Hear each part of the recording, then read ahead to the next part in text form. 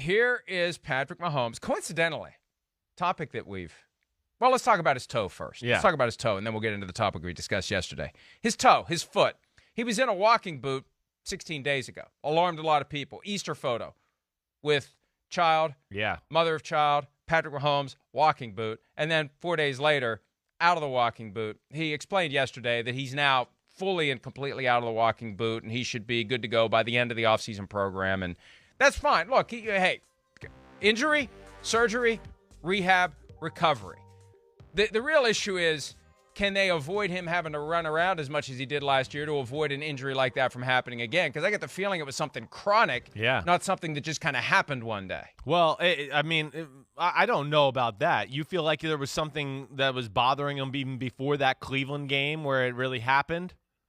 I think that as somebody who used to run a lot, and that is one thing I continue to make time to do, is just called getting up before everyone else in the house gets up and going out and running. Right. You a lot repetitive. Yeah, there's no doubt things. that. And sure. I could see that started just as in those shoes those cleats that just hurt like hell, Definitely. and you're in that all the time, and you're running and running and running because the offensive line isn't blocking. It wouldn't surprise me if it was something that started as just a minor irritation, aggravation, and progressively got worse, and then went in the Cleveland game. Yeah, right. I wouldn't be shocked. That's how that injury, works a lot of the times. And you're right. It usually is because of not just one thing. It's the residuals of every day in practice, jamming your foot in the ground and in the game, doing all that. And like you said, in cleats, where most guys in the NFL wear cleats that are a little too small for their feet, that they would not actually walk around in public with that size shoe, but they want to feel faster and quicker, so they wear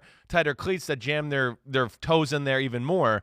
But, all in all, listen, we know how this is a serious injury. I can't really say and Mike, I'll ask you just off the top of your head, I don't remember a quarterback really dealing with this type of injury that I can remember, at least at any time, in recent history.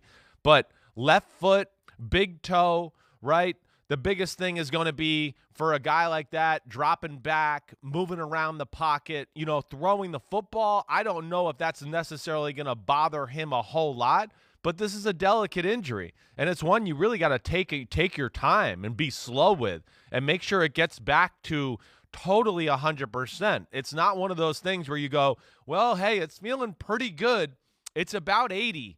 Let me start going out there and moving and doing things. That's how you could set it back, ruin your career, do whatever there. So I would think he is being very careful with this and doing his due diligence before he does anything aggressive athletically to make sure he doesn't have these setbacks.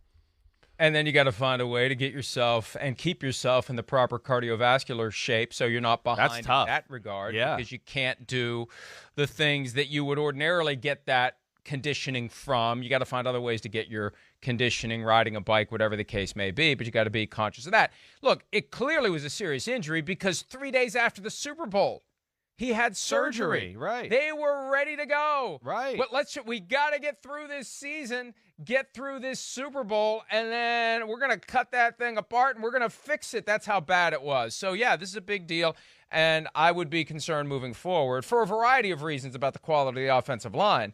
But this Patrick can run for his life and make things happen approach has one potential flaw, which is as he runs for his life, he could eventually get himself injured by the mere act of running around. Hi, I'm Mike Tirico, and thanks for watching. Make sure to hit subscribe for the latest news and highlights from NBC Sports.